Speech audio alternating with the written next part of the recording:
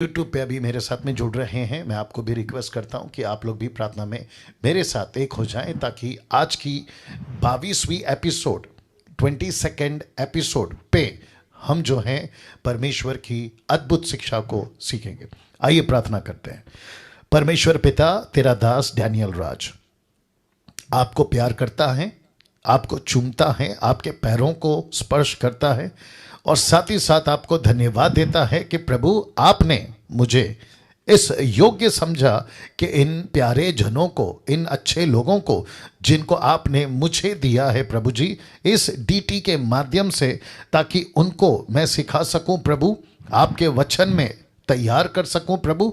ऐसी कृपा आपसे मैं मांगता हूं प्रभु जी। मैं विनती करता हूं कि जितने भी जूम के ऊपर अभी जुड़ रहे हैं और साथ ही साथ प्रभु जितने भी लोग अभी यूट्यूब पे हमसे जुड़ रहे हैं प्रभु, मैं विनती करता हूं एक एक व्यक्ति को आप स्पर्श करिए, बात करिए, उनके बुद्धि ज्ञान को खोलिए, ताकि परमेश्वर आपका राज्य जिस किसी शहर से ये लोग जुड़े हैं वहां वहां बढ़ता जाए, फैलता जाए और आपकी महिमा होती जाए प्रभु जी।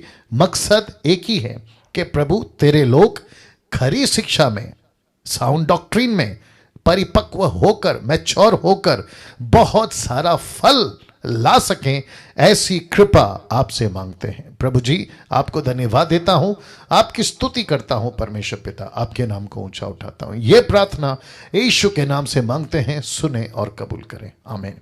एक अच्छी ताली के साथ हम परमेश्वर को धन्यवाद देंगे जी। वेरी गुड, सभी सभी सभी सभी ताली बजाएंगे, सभी ताली बजाएंगे। सुशीला आप क्यों नहीं ताली बजा रही हैं? सुशीला ताली बजाओ। या सभी सभी ताली बजाना है ना, प्रभु को धन्यवाद देना जी। ओके, साथ ही साथ जैसे मैं हमेशा कहता हूं कि आप में से कुछ लोग जो है बिल्कुल मेरे नजर के सामने हैं, जिनको मैं देखता हूं, तो जिसमें से हमेशा मैं कहता हूं जी, सिस्टर निर्जला जी हैं, एस्तर हैं, रेखा जी हैं, और भी बहुत सारे प्रभु के दास हैं जो अलग अलग जगह से हैं। और आप में से कुछ लोग ग्रुप बनाकर फैमिली के साथ आप लोग देख रहे हैं। मैं आप सभी को भी जो है देखता हूं, तो मैं जब प्रचार करता हूं आपका प्रतिक्रिया, आपका जो रिस्पॉन्स है वो मुझे मिलता रहेगा, ठीक है ना। चलिए यहाँ से आज की जो एपिसोड नंबर 22 है, एपिसोड नंबर 22 आज हम यहाँ से स्टार्ट करेंगे। बेहद खुशी है मुझे आप सभी से मिलते हुए, जो यूट्यूब और अभी जूम के ऊपर जुड़े हैं। मैं चाहता हूं कि आप सभी को मैं बता दूं कि आप लोगों के लिए बहुत बहुत तैयारी करके आपके पास में मैं आता हूं, तो उसको जितना हो सके पॉजिटिव हृदय से, बहुत ज़्यादा जैसे भूख लगती है ना तो टेबल पे खाना आता है, वैसे आपको जो है इन शिक्षाओं को खाना है, ठीक है ना।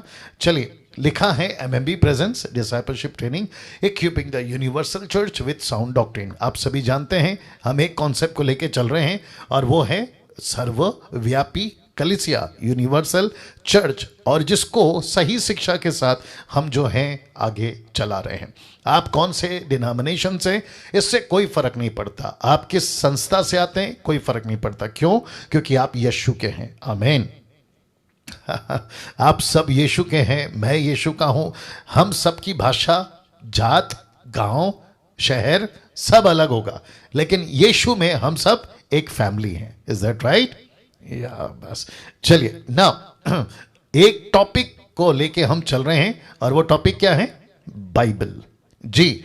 आप सभी जानते हैं अब तक 2 हफ्ता उसके ऊपर बीत गए हैं, जिसमें से 1 हफ्ता से भी आसपास मैं नहीं रहा, एब्सेंट था, लेकिन मैं समझता हूं कि बहुत बहुत सारे पॉइंट्स हम क्लियर कर चुके, जैसे कि understanding the Bible, language of the Bible, importance of the Bible. तो ये सभी चीजें आपके बीच में मैं सिखा चुका हूं और आपके बीच में एक एक चीजों को हम रख चुके हैं, और मैं जानता हूं कि ये तीनों पॉइंट आपने अद्भुत तरीके से जो है सीखा होगा। लेकिन अब कौन सा पॉइंट है? वह है चौथा, how to handle the scriptures, जिसके ऊपर मैं बहुत सारी बातें करता आ रहा हूं और जिसकी पॉइंट्स अभी तक खत्म नहीं हुई है। और मैं समझता हूं कि और 2 दिन या मे बी 3 दिन और लग सकते हैं how to handle the scriptures के पॉइंट्स के ऊपर, वचनों को कैसे संभालें। याद रखिए यूट्यूब के लोगों, आप भी सुने, एक पास्टर होने के बाद, एक सेवक होने के बाद, दास हो या दासी हो, परमेश्वर का सेवक हो या कोई भी हो, आप सभी को परमेश्वर के वचन को संभालना, हैंडल करना आना बहुत बहुत जरूरी है। अगर ये नहीं कर सके, इसको कहते हैं गई जी भैंस पानी में। जी बहुत जरूरी है। मुझे टोटल बताओ कितने हैं अभी तक जुड़ गए, ठीक है ना जी 120, ओके, यहाँ पे 128 है। ओके, तो वही 250-300 के आसपास का आंकड़ा चल रहा है। एनीवे मैं समझता हूँ कि आप लोग जितने जुड़ते हैं, मैं आप ही लोगों को लेके चलूंगा, बाकी लोग का देखते क्या करना है। Okay, how to handle the scriptures, वचनों को कैसे संभालें, इसके ऊपर जीसस की एक वार्निंग पिछले शुक्रवार को आपको मैं बता चुका हूं। जीसस ने वार्न किया मत्ती 5:19 में, और ये वचन मैं आपको बता चुका हूं कि कोई इन छोटी आज्ञाओं में से किसी एक को तोड़े, वैसे ही लोगों को सिखाए। खुद भी तोड़ता है, दूसरों को भी तोड़ना सिखाता है। खुद भी नहीं समझता, दूसरों को भी नहीं समझाता। ऐसे लोगों को यीशु वार्न करता है, बहुत कठोर शब्दों में कहता है कि वो स्वर्ग के राज्य में छोटा कहलाएगा। ये जो कॉन्सेप्ट है छोटा कहलाएगा, मुझे नहीं पता, लेकिन ये बहुत डेंजर चीज है। ओके, साथ ही साथ कहता है कि जो पालन करेगा खुद भी और दूसरों को भी सिखाएगा, वो स्वर्ग के राज्य में महान कहलाएगा। फिर अंतिम किताब, बाइबल की अंतिम पुस्तक जिसको कहते हैं द बुक ऑफ रेवलेशन, प्रकाशित वाक्य की पुस्तक, आखिरी अध्याय, आखिरी 2 वचन में यीशु मसीह फिर वार्न करते हैं यूहन्ना के द्वारा कलीसियाओं को, अंत की कलीसियाओं को। 21वीं सदी, अगर यीशु के आने में देरी हुई तो 22वीं सदी, 23वीं सदी को ये वार्न करता है कि हर एक को जो इस पुस्तक की भविष्यवाणी की बातों सुनता है, गवाही देता हूं कि यदि कोई मनुष्य, pastor, bishop, reverend, apostle, prophet, X, Y, Z, इन बातों को कुछ बढ़ाए, तो परमेश्वर उन विपत्तियों को जो उन पुस्तक में लिखी है, इस पुस्तक में लिखी है, उस पर बढ़ाएगा। दूसरे शब्दों में आप देख सकते हैं कि वचन को लेकर यीशु मसीह कितना सीरियस है। Is that right?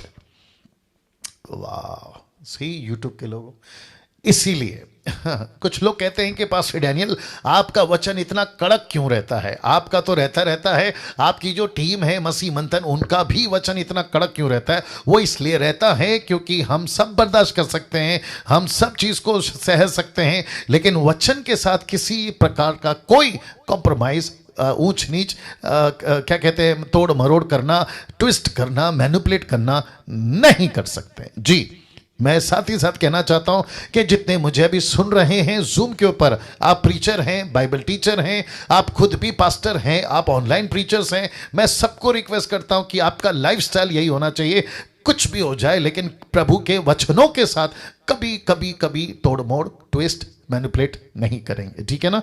नाउ सबसे बड़ा खतरा, बाइबल रखा हूं तो इसका मतलब है बाइबल की बात कर रहा हूं, तो लिखा है सबसे बड़ा खतरा किसमें है?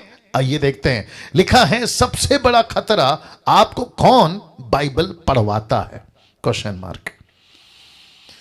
वाह वापस आते हैं, लिखा है आपको कौन बाइबल पढ़वाता है। दूसरे शब्दों में, आप जब प्रभु में नहीं थे, आप यीशु में आ गए, आपका उद्धार हो गया, और जैसे ही आपका उद्धार हो गया, यूट्यूब के लोगों ध्यान से सुनिए, आपका जैसे ही उद्धार हो गया तो आपको कौन बाइबल पढ़वाता है? आपको बाइबल पढ़वाने में नंबर 1 लिस्ट में आता है कौन कौन आपको बाइबल पढ़वाता है और किस किस के चश्मे से आप बाइबल को पढ़ते हैं। डिनोमिनेशन, लोकल पास्टर और फेवरेट प्रीचर।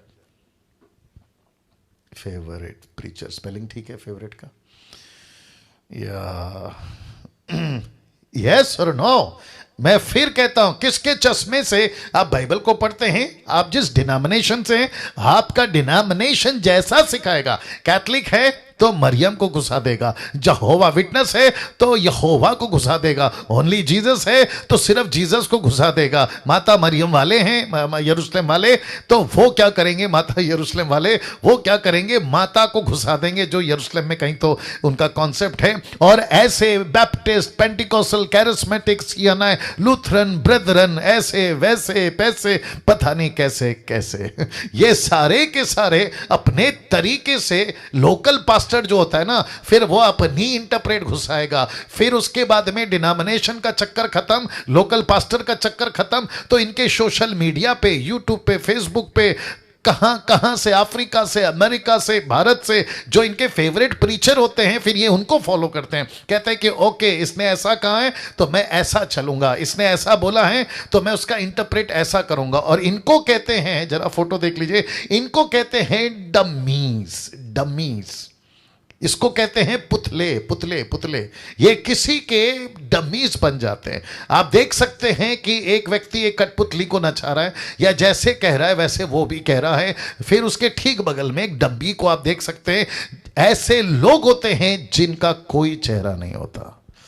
ओ ओ ओ ओ ओ ओ, ये ऐसे होते हैं जिनका कोई चेहरा नहीं होता। यूट्यूब के लोगों बहुत ध्यान से सुनेगा, मुझे पता है कि अमेरिका के प्रीचर्स के कुछ डमीज हैं, साउथ अफ्रीका के कुछ प्रीचर्स के डमीज हैं, इंडियन प्रीचर्स के भी कुछ डमीज हैं।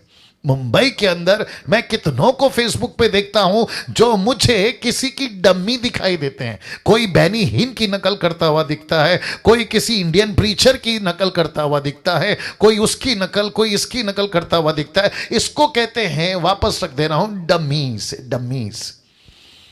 वाह कैसा लग रहा है ये, इसका नाम क्या है, सुशीला, तुम ठीक से बैठो सुशीला, इसका नाम क्या है ये, हाँ ठीक से बैठो, क्या तकलीफ है, बैठी तो बैठी है लेकिन कोई रिस्पांस नहीं है। इसको फिर कहना पड़ेगा कि ये भी किसी की डमी है। ठीक से बैठना है, ठीक से बैठना है और रिस्पांस देना है, ठीक है ना। ओके, मैं वापस कहता हूँ, मेरी नज़र सब पे रहती है, मैं प्रचार करते रहता हूँ लेकिन मेरी नज़र सब पे रहती है। बहुत डेंजर प्रीचर को आप लोग अभी बैठ के सुन रहे हैं, ठीक है ना, जो आपको नहीं छोड़ेगा जी। वापस आते हैं। ओके, तो वापस से कहता हूँ कि किसके चश्मे से आप बाइबल को पढ़ते हैं, denomination, local pastor, favourite preacher. मैंने क्या कहा था एक हफ्ता पहले या लास्ट वीक में, मैंने कहा था कि यहां तक कि डैनियल राज को भी फॉलो नहीं करना। हम सब किसके फॉलोवर हैं, हम सब यीशु के फॉलोवर हैं। हम किसको किसको लेके चलते हैं, यीशु को लेके चलते हैं। यीशु के बाद में हमको कौन सिखाता है, वो अभिषेक, पहला यूहन्ना 2:27। अभिषेक का नाम क्या है, पवित्र आत्मा, होली स्पिरिट। वो पवित्र आत्मा मुझे, आपको, सबको, कैन यू बिलीव दिस, सोचो सोचो, लिसन लिसन लिसन, बाइबल गवाह है, इतिहास गवाह है, बड़े बड़े नाम वालों ने झंडे नहीं गाड़े, छोटे छोटे वालों ने झंडे गाड़े। दूसरे शब्दों में, बड़े बड़े लोगों ने कोई इतिहास नहीं रचा। बड़े बड़े लोग इतिहास जरूर पढ़ते हैं लेकिन छोटे छोटे लोग हैं जिन्होंने इतिहास रचा है। वो एलीशा का चंगाई को पाने वाला नामान, जिसके घर पे 16 साल की एक लड़की थी जिसको प्रभु ने यूज किया कि नामान को कोढ़ से चंगाई मिले। जंगल के अंदर 3 दिन 3 रात यीशु का प्रचार सुनते सुनते 5 रोटी 2 मछली, वो लड़का छोटा था जिसने ये चमत्कार किया, वो मछली थी जिसके मुंह पे खोलने पे सिक्का मिला। ऐसे कितने एग्जाम्पल्स हैं बाइबल के अंदर। यीशु खुद कहता है, मैं जहां से आता हूं उसको नासरत कहते हैं, जिसकी कोई अहमियत नहीं है, जिसको कहते हैं कूड़े का डब्बा, डस्टबिन।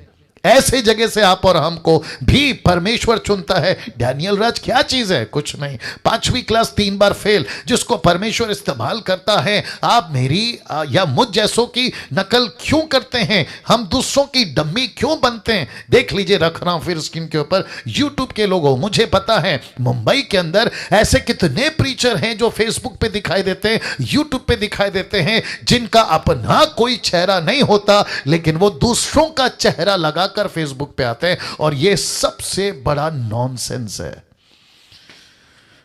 वाह आप क्या कर रहे पता है, आप अपनी असली पहचान जो प्रभु चाहता है उसको नहीं दिखा रहे हैं, आप दूसरों के पॉपेट बन के घूम रहे हैं। और मैं इतना सख्त क्यों हूं? क्योंकि अगर ऐसा ही चलता रहा तो एक दिन जिसकी तुम नकल करते हो ना, जिसकी तुम डम्मी बन के घूम रहे हो, वो एक दिन मर जाएगा, तो तुम किसकी नकल करोगे? तो फिर तुम असलियत कैसे लाओगे? हम यीशु मसीह को फॉलो करते हैं। पतरस किसको फॉलो करता था? यीशु को। पौलुस किसको फॉलो करता था? यीशु को। पहली सदी किसको फॉलो करती थी? यीशु को, पवित्र आत्मा को। जो अभिषेक आपके अंदर है, लिखा है, वो तुमको सिखाएगा। ये डमीज क्यों सिखा रहे? ये जिसके तुम डम्मी बन के घूम रहे, वो क्यों तुमको सिखा रहे? क्यों ना तुमको प्रभु सिखाए? कैसा लग रहा है? वाह, सी ये सुशीला अभी भी शांत बैठी है, नहीं बजाएगी वो ताली। गजब है साहब, गजब है। अभी ये सुशीला या तो बंद करके बैठ जाएगी या तो कल से नहीं आएगी, मुझे नहीं मालूम। ओके, बहुत ध्यान से सुनना होगा, ठीक है ना? और बाकी जितने भी हैं, अभी यहाँ 45 है, वहाँ पे कितने? 150। चलो कम से कम 300 का आंकड़ा तो पूरा हुआ। लेकिन ये लेट आते हैं, इनकी भी अपनी मजबूरी होगी, पता नहीं नौकरी से आते होंगे, बट कोई बात नहीं, आपका स्वागत है। जो छूट जाता है आप लोग यूट्यूब पे देख सकते हैं। निर्जला जी, कैसा लग रहा है? पानी डालो। या see, American dummy, South African dummy, Indians के प्रीचर्स के डम्मी, ये सारे डम्मी आज मार्केट में बहुत हैं। मैं आपको सच बता रहा हूँ। बस बस बस, थैंक यू। ये बहुत डमी है, ये बहुत डेंजर चीज़ है। मैंने इसलिए कहा कि एक प्रकार की मूर्खता, नॉनसेंस चल रहा है मसीह समाज के अंदर, मैं क्या बताऊं।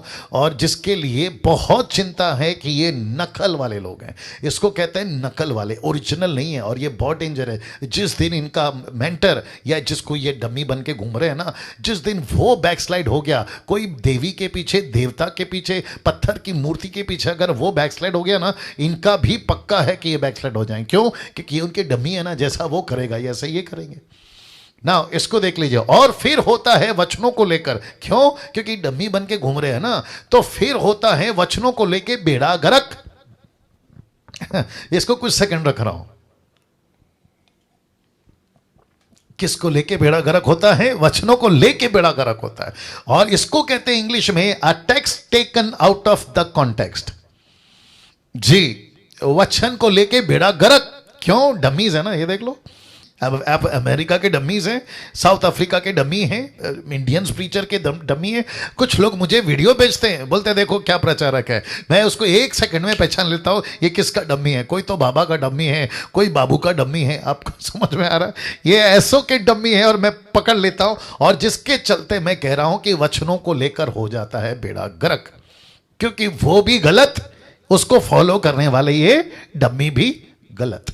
मैं हमेशा कहता हूं, इवन मुझ जैसों को 10% डैनियल राज जैसों को भी आप लोग क्रॉस चेक करिए। कभी भी मेरे प्रचार को रेफरेंस से क्रॉस चेक करिए। और जिस दिन लगा कि यहां पे गड़बड़ है, डैनियल भाई आपका इंटरप्रेट में गड़बड़ है, मेरे को कॉल करो। मैं खुद कह रहा हूं, मुझसे बात करो, देखो यहां पे गड़बड़ है। हो सकता है कि आपको नहीं समझ में आया, हो सकता है मुझे नहीं, लेकिन अंधे बनकर किसी को फॉलो करना नॉनसेंस है, नॉनसेंस है।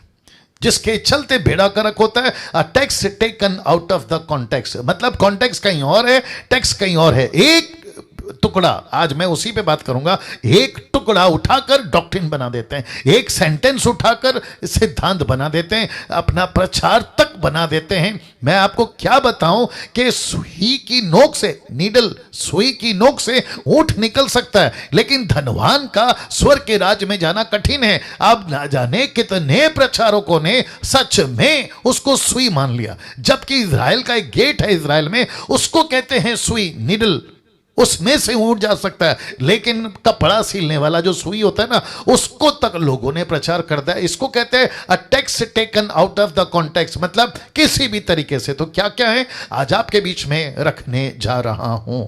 और आज का जो टीचिंग है वो चलेगा 9 बजे तक।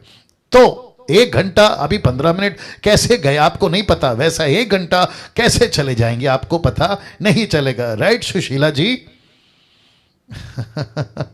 ओके, वापस आते हैं। आपके बीच में मैं रखने जा रहा हूं कुछ ऐसे वचन जिसको लोग आज हैंडल नहीं कर पा रहे हैं। आशीषों के वचन को हैंडल नहीं कर पा रहे हैं, चमत्कार के वचनों को हैंडल नहीं कर पा रहे हैं, दान और वरदानों के वचनों को हैंडल नहीं कर पा रहे हैं, पैसों के वचनों को लेकर हैंडल नहीं कर पा रहे हैं, स्तुति आराधना के वचनों को लेकर हैंडल नहीं कर पा रहे हैं, उद्धार के वचनों को लेकर हैंडल नहीं कर पा रहे हैं, उपवास के वचनों को लेकर हैंडल नहीं कर पा रहे हैं, प्रार्थना के वचन को लेकर हैंडल नहीं कर पा रहे हैं, बपतिस्मा के वचन को लेकर हैंडल नहीं कर पा रहे हैं, प्रभु भोज के वचनों को लेकर हैंडल नहीं कर पा रहे हैं, रैप्चर के वचनों को लेकर हैंडल नहीं कर पा रहे हैं, एंड डेज के वचनों को लेकर हैंडल नहीं कर पा रहे हैं। तो ऐसे सभी बातों पे आज 9 बजे तक आपके बीच में डैनियल राज बात करेगा।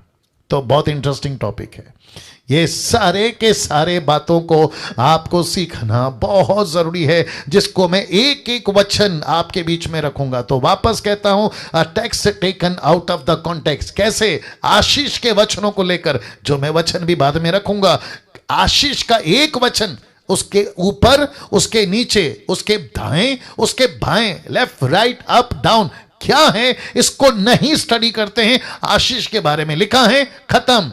जैसे कि लूका की किताब उसका 4 का 7 से आगे लूसीफर कहता है, यदि तू मुझे प्रणाम करे तो ये सारी चीजें मैं तुझे दे दूंगा। और आप मूर्खता देखिए मसीहों की, नीचे फेसबुक पे लिखते हैं आमीन, जबकि वो स्टेटमेंट किसका है? लूसीफर का। वो यीशु का स्टेटमेंट नहीं है। यीशु मसीह कहना चाहिए, मुझे आराधना कर, मैं तुझे दूंगा। आमीन पे बोलो, चलेगा। लेकिन लूसीफर कह रहा है, नॉट जीसस।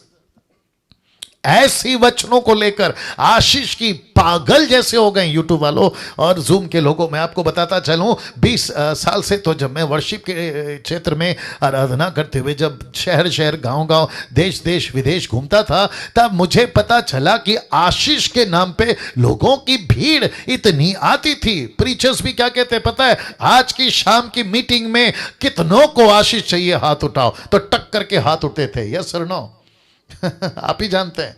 अच्छा वो छोड़िए, फिर कहते हैं ये 3 दिन की सभा है, आपको खूब आशीष मिलेगी। अरे भाई, जिसके पास परमेश्वर है, जिसके पास पवित्र आत्मा है, जो प्रभु के साथ ठीक से चल रहा है, क्या तुम्हारे 3 दिन के मीटिंग के मोहताज बन जाए?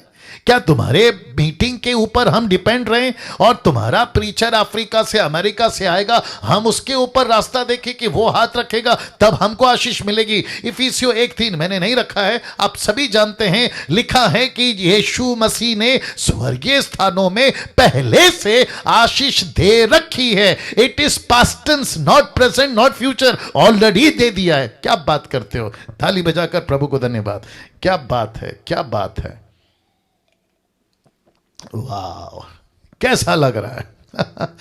आशीष के वचनों को लेके बेड़ा कर रखा। मैं आऊंगा उसके ऊपर बाद में। चमत्कार, ऊपर से चमत्कार। कहते हैं कि प्रभु का दास आएगा, वो जैसे ही पुलपिट पे आएगा, परमेश्वर का अभिषेक उतरता है, परमेश्वर का सामर्थ उतरता है, उसको जो भी कोई छूता है उसको चंगाई मिलती है। हद तो यहां तक ये हो गई, एक मूर्ख टाइप के प्रचारक को जानता हूं, नाम नहीं लूंगा, वो कहता है मेरे पेन में अनॉइंटिंग है। Pen, can you believe this?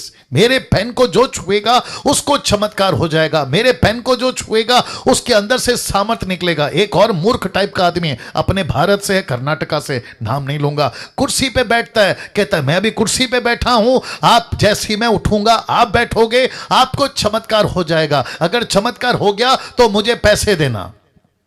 वाह, ऐसी वीडियो, ऐसे प्रचारक, ऐसे मूर्खता और ऐसे नॉनसेंस वाली बातें आज मसीह की तह में घुस गई हैं। और मसीह मंथन का ये रिस्पॉन्सिबिलिटी है कि ऐसी बातों से आपको अवगत, आपको अवेयर, आपको सतर्क, आपको होशियार कर सके।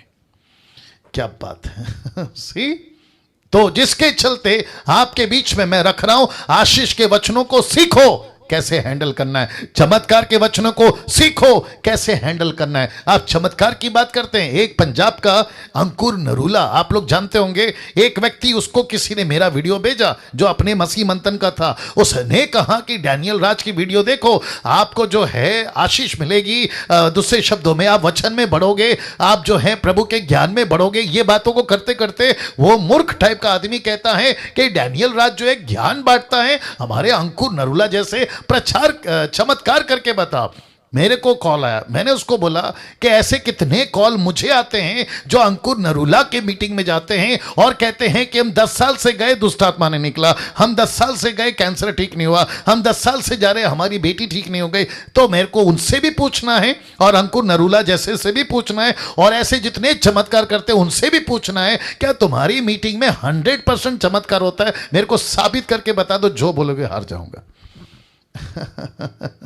इसका मतलब है कि चमत्कार अंकुर नरूला जैसे लोग नहीं करते, चमत्कार डैनियल राज जैसे लोग नहीं करते, चमत्कार यीशु करता है।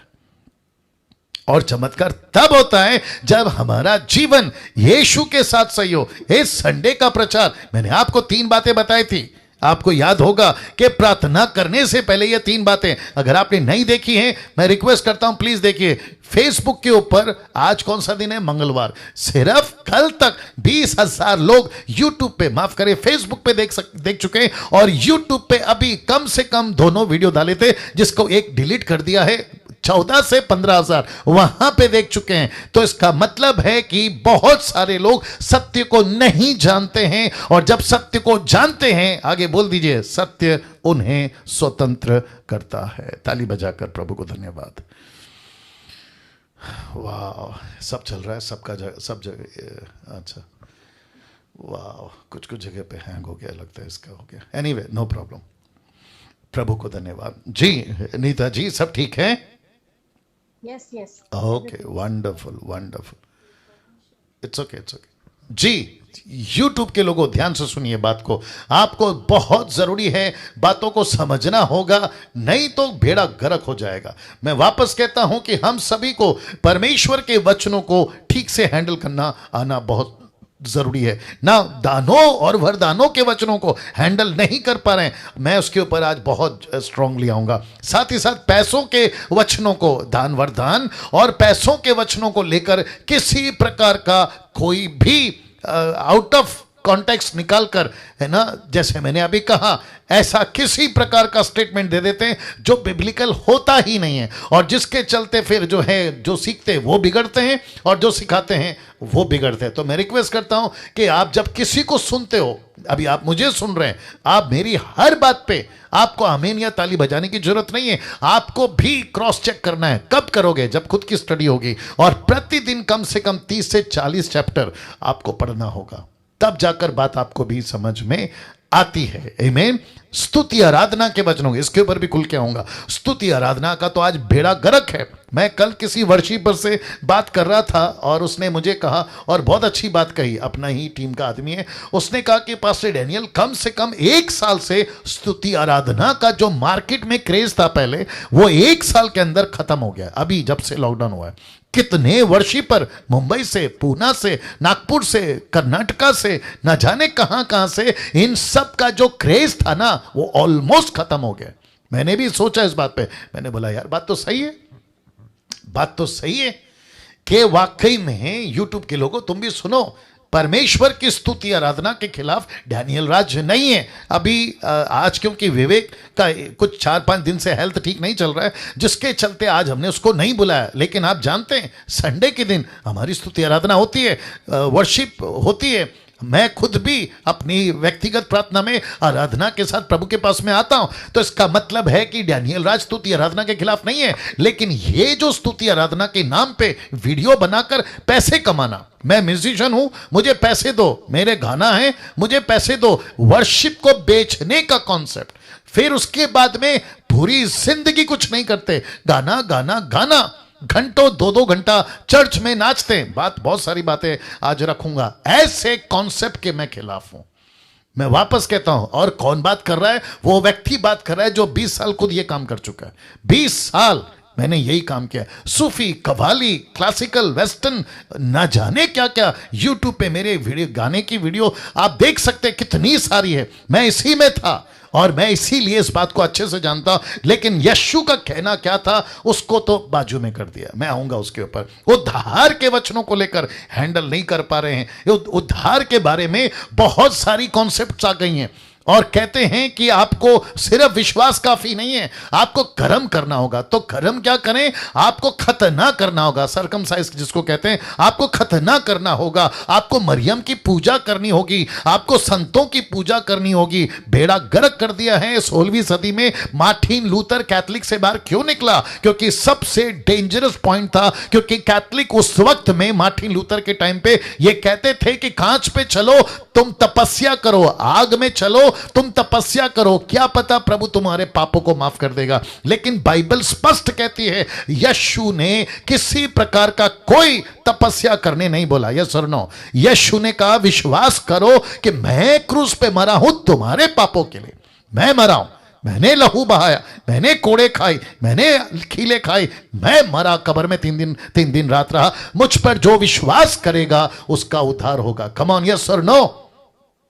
लेकिन आज भेड़ा गर्क ये हो गया है कि लोग कहते हैं कि आपको तपस्या करना है, आपको कुछ ऐसा सैक्रिफाइस करना है अपनी तरफ से, तब जाकर जो है आपको उद्धार मिलेगा। और बहुत सारी कल्ट टीचिंग इसके ऊपर आ चुकी है। मैं रिक्वेस्ट करता हूं आप लोग जब बाइबल पढ़ते हैं, ऊपर नीचे दाएं बाएं आगे पीछे बहुत सतर्क होकर आपको वचन को हैंडल करना है। उपवास के वचनों को, अभी लेंथ डे चल रहा है, मुझे लगता है कि अभी 4-5 दिन बचे हैं ये 40 दिन को खत्म होने में। फिर इनका शुरू होगा वो शुक्रवार यानी कि गुड फ्राइडे, फिर इनका शुरू होगा 3 दिन के बाद में ईस्टर संडे, फिर ये अगले साल फिर होगा। इसको कहते हैं उपवास के वचनों को लेकर यीशु ने कुछ कहा, इन्होंने कुछ और समझा। मैं एक एक चीज को आज रखूंगा। प्रार्थना के वचनों को लेकर बेड़ा गर्क है। यीशु मसीह ने कहा अन्य जातियों की नहीं बकबक मत करो, जितनी जरूरत है उतना करो। जब प्रार्थना का टॉपिक आएगा तो मैं बताऊंगा कि प्रार्थना का वेपन तो ले लिया है, लेकिन ग्राउंड, बैटल ग्राउंड है ना,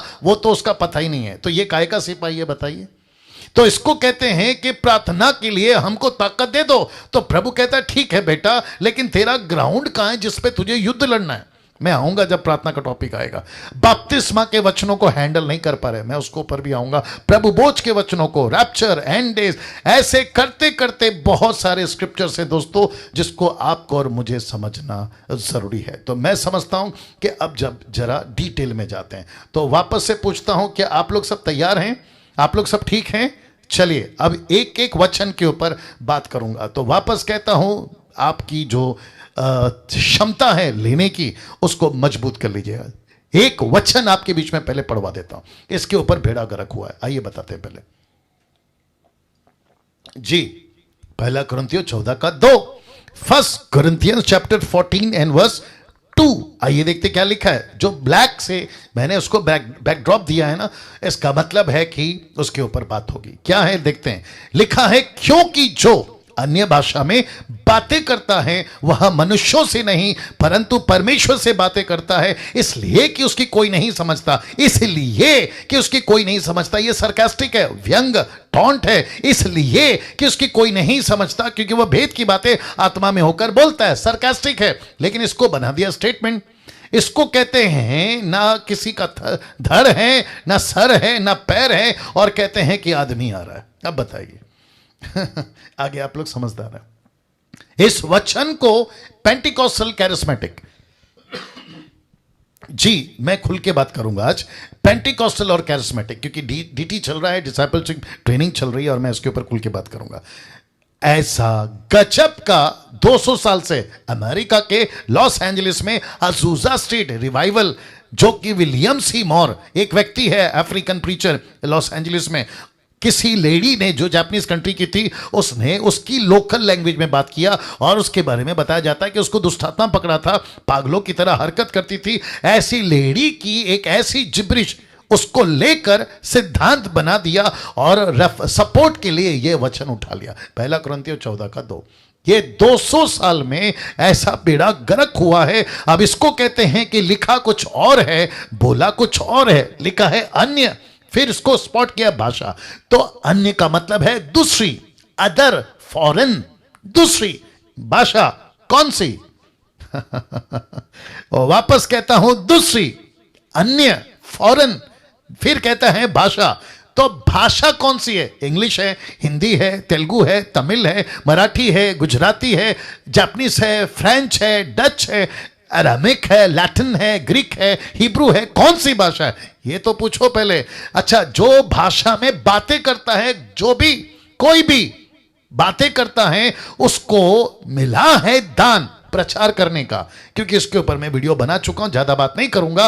उसको मिला है दान दूसरों की भाषाओं में बात करने का। तो जो व्यक्ति दूसरों की भाषा में बात कर रहा है, लेकिन जहां कर रहा है, पौलुस कहता है क्यों कर रहा है रे बाबा? जब तक तेरे पास में अनुवादक नहीं होगा तू मत किया कर, जिस दिन अनुवादक मिल जाएगा तब किया कर। इसी का 14 का 27-28 में इस बात का जिक्र पौलुस ने किया है। लेकिन क्योंकि आंखें बंद करके प्रचार करते हैं, आंखें बंद करके बाइबल पढ़ते हैं, फिर कहूंगा डमीज हैं ये लोग। ये किसी के डमी हैं, किसी को फॉलो करते हैं। अफ्रीकन अमेरिकन कहते हैं मैं अन्य भाषा में बात किया, मेरा फायदा हो गया, जिसके चलते मैं भी तुमको सिखाता हूं, तुम्हारा भी आत्मिक फायदा होगा। और आप सभी जानते हैं, आप सभी जानते हैं, सड़क पे कोई डमरू लेकर अगर तमाशा दिखाता है, आगे बोल दीजिए भीड़ जुटती है कि नहीं? भीड़ जुटती है ना? भीड़ जुटती है। अगर उसने कहा कि अभी मैं बच्चे को टोकरी में से गायब कर दूंगा, सबकी जिज्ञासा, सबकी इच्छा जाग जाती है, बोला अब देखेंगे।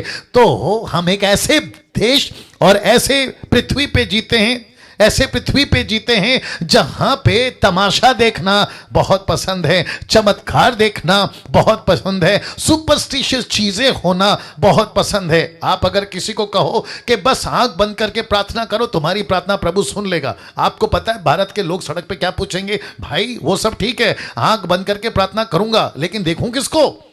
मुझे कोई तो पत्थर दिखाओ, मुझे कोई पेड़ दिखाओ, कोई नारियल तो लगाने दो, कोई अगरबत्ती तो लगाने दो, मोमबत्ती तो लगाने दो, ताकि मुझे ऐसा लगे, संतुष्टि हो। ऐसे बाहर से जब मसीह लोग अंदर आते हैं तो कहते हैं कि मैं कोई ऐसी भाषा में बात करूंगा, हो सकता है कि प्रभु मेरी जल्दी सुन ले।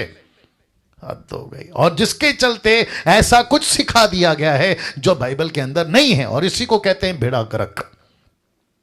जिसके चलते एक वचन और है जो इसको सपोर्ट करेगा कि प्रेरितों की किताब 2:4 में, अब इनका दिमाग यहां पे भी चलता है, कहते हैं कि सब पवित्र आत्मा से भर गए, जिस प्रकार आत्मा ने उन्हें बोलने की सामर्थ्य दी, लिखा है अन्य अन्य भाषा बोलने लगे। ये सिंगुलर नहीं, ये प्लूरल वर्ड है, जिसको कहते हैं बहुवचन।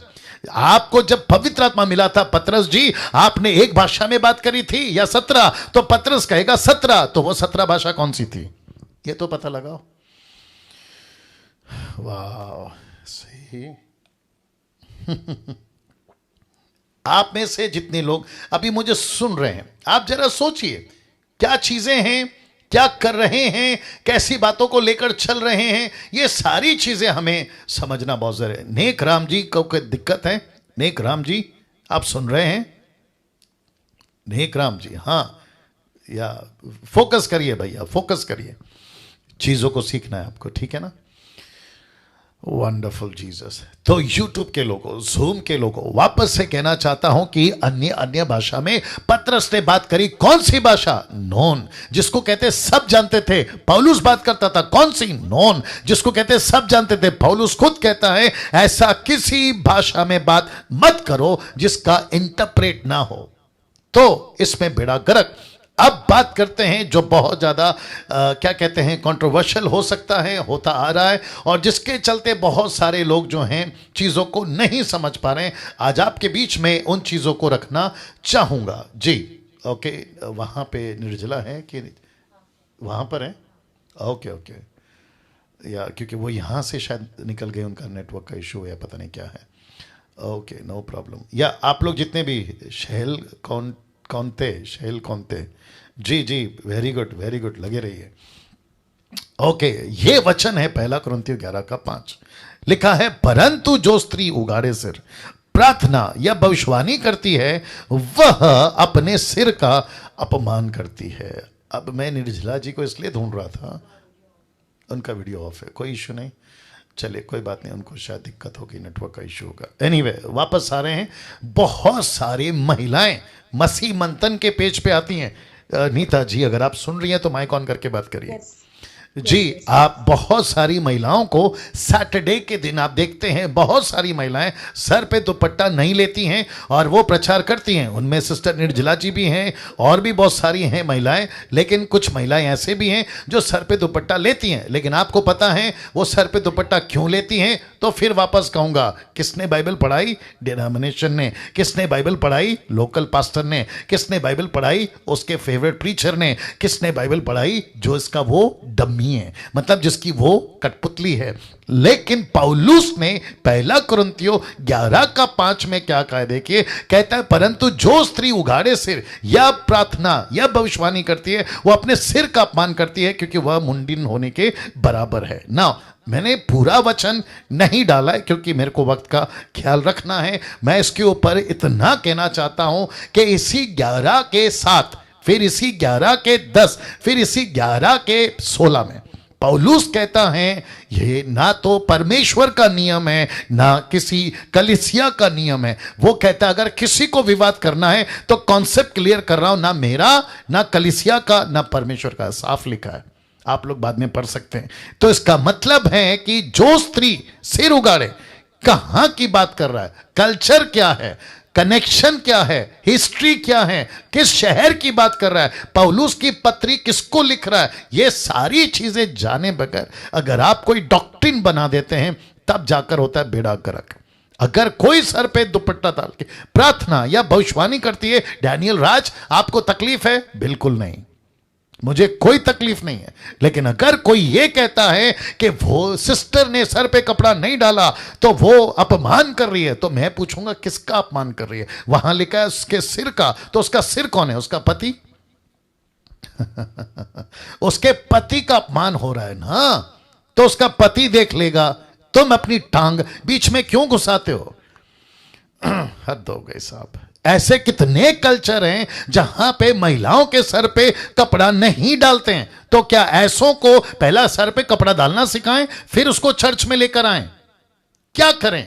और ये सर पे दुपट्टा, कुछ लोग कहते हैं आपने सर पे दुपट्टा नहीं डाला, आप कैसे प्रचारक बन गए? लो, सवाल ही गलत हो गया।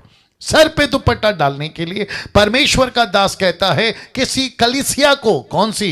कुरिन्थियों। वहां का कल्चर क्या है उसमें घुसूंगा, बहुत दिक्कत हो जाएगी, टाइम चला जाएगा। मैं इसके ऊपर वीडियो बना चुका हूं। जिस कुरिन्थियों की कलीसिया के ऊपर वो बात कर रहा है, वहां का कल्चर एक ऐसा कल्चर था कि जो स्त्री सर पर बाल लंबे रखकर, खुले रखकर सड़कों पे, गलियों में, चर्च में घूमती थी, वो सिग्नल देती थी कि मैं वेश्या हूं। पतरस, माफ करें, पौलुस ने कहा अगर ऐसी महिलाएं जो सर पे दुपट्टा नहीं डालती, क्योंकि वो वहां नहीं है। कौन? पौलुस। वो जेल में लिखकर बैठकर खत लिख रहा है कलीसिया को, कुरिन्थियों को, और वो समझा रहा है कि अगर ऐसा कुछ गड़बड़ चल रहा है जिसका जिक्र उसने 14 के 33 में किया कि परमेश्वर गड़बड़ी का नहीं परंतु शांति का करता है, तो कलीसिया में दुपट्टा को लेकर गड़बड़ चल रहा था, लंबे बाल को लेकर गड़बड़ चल रहा था, पुरुष के लंबे बाल होना नहीं चाहिए उसको लेकर गड़बड़ चल रहा था। यह कुरिन्थियों की कलीसिया का समस्या है, यह कुरिन्थियों की कलीसिया का मैटर है। लेकिन अगर इसी को उठाकर आज हम पंजाब में चले जाएं, क्योंकि पंजाब के लोग भी अभी हमसे जुड़े हुए, पंजाब के लोगों का सर का बाल तो महिलाओं से भी लंबा है, तो उनका क्या करें? हद करते हो यार। पंजाब के लोगों का सर का बाल तो उनसे भी लंबा है जो महिलाएं हैं। क्यों? क्योंकि वो सर पे पगड़ी बांधते हैं, तो उनका सर का बाल कटवा दें। ये कहां लिखा है? ये क्यों? मत्ती की किताब उसका 28 का 18 में यीशु ने कहा कि जाओ जातियों में जाओ, सुसमाचार सुनाओ। तो जब जातियों में जाएंगे तो किसी के बाल लंबे होंगे, किसी के बाल छोटे होंगे, कोई सर पे दुपट्टा डालता है, कोई सर पे दुपट्टा नहीं डालता है, कोई बुरखा में रहता है, कोई मिनी स्कर्ट में, जो कि गोवंश के लोग हैं। और अदर कंट्रीज में चले जाओ जो पूरा कपड़ा नहीं पहनते। ये तो छोड़िए, आदिवासियों का क्या करें जो बदन में कपड़ा ही नहीं पहनते, उनको क्या करोगे? बुरखा पहनाओगे? ये सारी चीजें हैं। तो सर पे दुपट्टा आपका हो या ना हो, इसका मैटर यहां नहीं है। तो इसको उठाकर आप ये डॉक्ट्रिन नहीं बना सकते। मैंने एक और स्क्रिप्चर नहीं रखा है जो निर्गमन के 4 अध्याय में जूता उतार दो, परमेश्वर ने मूसा को बोला तो मूसा जूता उतारेगा। डैनियल राज क्यों जूता उतारेगा? मूसा को कहा ना जूता उतारे, मूसा को कहा इजरायलियों को छुड़ाओ, डैनियल को तो नहीं बोला ना। तो वचन को कैसे हैंडल करना है अगर ये नहीं सीखा तो तुम डॉक्ट्रिन बना दोगे, सिद्धांत बना दोगे। तो वापस कहता हूं, कई महिलाएं ऐसी हैं जो सर पे दुपट्टा लेती है, मुझे उससे कोई दिक्कत नहीं है, लेकिन कम से कम इस वचन के ऊपर एक डॉक्ट्रिन बना देना कि तुम्हारा सर पे दुपट्टा होना ही चाहिए, यह गलत है।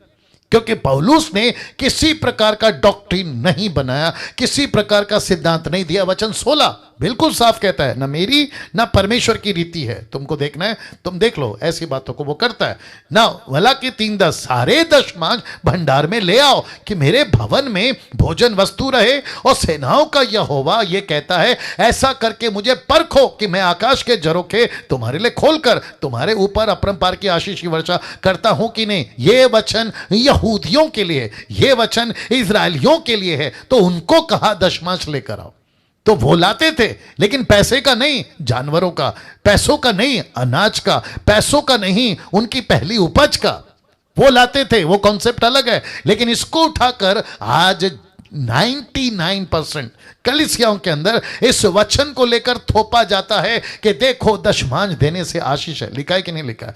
ऐसा करके वो कलीसियाओं को कहते हैं, अगर आपने दशमांश नहीं दिया आपको आशीष नहीं मिलेगी। अगर आशीष नहीं मिलेगी तो कहते तुमको श्राप मिलेगा। मेरा प्रश्न है, ऐसे लोगों को यीशु मसीह नरक में नहीं डालेगा तो कहां डालेगा? किसी पैसे को लेकर जबरदस्ती नहीं करना है किसी भी चर्च ने। अगर किसी को देना है, 2 कुरिन्थियों 9:7 कहता है, हर्ष से दे, खुशी से दे, क्योंकि परमेश्वर को खुशी और हर्ष से देने वाले पसंद है। जब ऑफरिंग का टाइम आएगा तो और भी बात करूंगा। तो इस वचन को लेकर हैंडल नहीं कर रहे। मैं आपको यह बता रहा हूं, जिसको कहते हैं कि इसका टेक्स्ट निकाल दिया है फ्रॉम द कॉन्टेक्स्ट और बेड़ा गर्क। नाउ योना की किताब 4:23 लिखा है, परंतु वो समय आता है, वरन अब भी है, जिसमें सच्चे भक्त पिता का भजन ब्रैकेट में वर्शिप आत्मा और सच्चाई से करेंगे, क्योंकि पिता अपने लिए ऐसे भजन करने वालों को ढूंढता है। ये जो वर्ड है ना भजन, जिसको इंग्लिश ट्रांसलेशन आया वर्शिप, लेकिन दरअसल में ओरिजिनल ट्रांसलेशन जिसको कहते हैं ग्रीक में, यूनानी भाषा में, यह वर्शिप बोलेगा तो गाना नहीं है, लाइफस्टाइल, जीवन शैली, जिसको कहते हैं। अभी मैं क्या कर रहा हूं, यह भी वर्शिप का एक हिस्सा है। मैं जो बात कर रहा हूं यह भी एक वर्शिप का हिस्सा है। आप जो बैठ के वचन सुन रहे हैं यह भी एक वर्शिप का हिस्सा है। प्रार्थना तक करते हैं, यह भी एक वर्शिप का हिस्सा है। इसको कहते हैं एक भाषा। अरे पंजाब में जब मैं जाता था तो पंजाब में कहते आज हमारी बंदगी है, बंदगी। तो मैंने पूछा बंदगी क्या होती है? कहते वही 2 घंटे की स्तुति आराधना वचन प्रचार, उसको हम कहते हैं बंदगी। तो वर्शिप को शॉर्ट में कहते हैं, टोटल कॉन्सेप्ट आ गया। चर्च में जाना है, वचन सुनना है, प्रार्थना करना है, स्तुति आराधना होती है, म्यूजिक बजती है, उसको टोटल मिला के कहते हैं वर्शिप, भजन। इसलिए यीशु ने क्या कहा, तुम कहां भजन करती, इसी औरत से बात किया, तुम कहां भजन करती हो। दूसरे शब्दों में यीशु ने कहा, तुम कहां जाती हो भक्ति के लिए। लेकिन आज कुछ लोगों ने, जिसको मैं कहूंगा महामूर्खों ने, परमेश्वर के इस वचन को, ये जो ब्लैक में लिखा है, इतने से टुकड़े को उठाकर कह दिए हैं कि परमेश्वर गाना गाने वाले को ढूंढ रहा है। अब बताइए, तो फिर उनका क्या करें? जिनको गाना गाना नहीं आता फिर उनको नहीं ढूंढेगा, जो गूंगे हैं उनको नहीं ढूंढेगा। अच्छा, कहते हैं कि जो गिटार बजा सकते हैं परमेश्वर उनको चुनता है, तो जिसको गिटार बजाना नहीं आता वो प्रभु का बेटा बेटी नहीं है। क्या मूर्खता की बातें करते हो। इसके ऊपर बहुत सारी बातें कर सकता हूं, लेकिन मैं कुछ और बताता हूं, आपको अच्छा लगेगा। बहुत ध्यान से सुनिएगा। कुछ लोग कहते हैं कि पृथ्वी के ऊपर हम प्रैक्टिस करेंगे, लेकिन जब हम स्वर्ग में जाएंगे तो वहां पर प्रैक्टिकल करेंगे। प्रैक्टिस एंड प्रैक्टिकल आप लोग नहीं समझे शायद। यहां हम सीख रहे हैं और वहां पे जाके हम 24 घंटे वही करेंगे। तो मैंने एक को पूछा, यार तुम इतनी बड़ी बड़ी बातें कर जाते हो, बाइबल में कहां लिखा है कि स्वर्ग में जाने के बाद 24/7 हमको सिर्फ गाना ही गाना है? ऐसा कोई वचन है? तो उनका मुंह बंद हो जाता है। तो मैं वापस कहता हूं कि गाना गाने के लिए परमेश्वर ने नहीं बुलाया, उसकी सेवा करने के लिए परमेश्वर ने बुलाया। मैं वर्शिप के खिलाफ नहीं हूं, मैं वापस कह रहा हूं, लेकिन कॉन्सेप्ट को समझिए। परमेश्वर की स्तुति, आराधना, सेवा, प्रचार, आत्मा जीतना, कलीसियाओं की स्थापना करना, चेला बनाना, इसको टोटल कहते हैं। परमेश्वर के भजन करने वाले को वो ढूंढ रहा है। आई बात समझ में?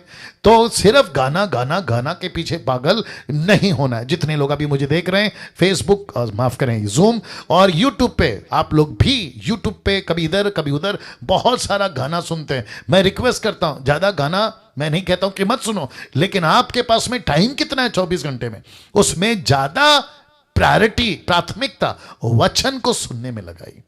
क्योंकि आजकल के जो गाने बन रहे हैं उसमें भी गड़बड़ है, वचन नहीं रहता है, अपनी बुद्धि डालते हैं, लीला शीला टाइप का गाना बनता है, पिक्चर की स्टाइल के गाने बनते हैं, उसके स्टाइल के क्या कहते हैं ना, पूजा, ढिंचैक पूजा, आपने नाम सुना होगा, उसके तरीके का गाना बनते हैं, ना सुर का पता है, ना ताल का पता है, ना किसी प्रकार का कोई वचन नहीं रहता है, अपनी मर्जी का बनाते हैं। ऐसों को सुनने से अच्छा है वचन सुनिए, बाइबल पढ़िए, परमेश्वर की आत्मिक उन्नति में आगे बढ़िए ना।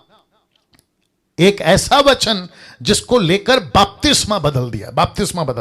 मैं आपको बताता हूं कैसे। प्रेरितों की किताब 2:38 में ये वचन को हैंडल करने की हम जो है उस क्या कहते हैं लाइन में आगे बढ़ रहे हैं। तो प्रेरितों की किताब 2:38, एक्ट चैप्टर 2:38 लिखा है, पतरस ने उनसे कहा, मन फिराओ।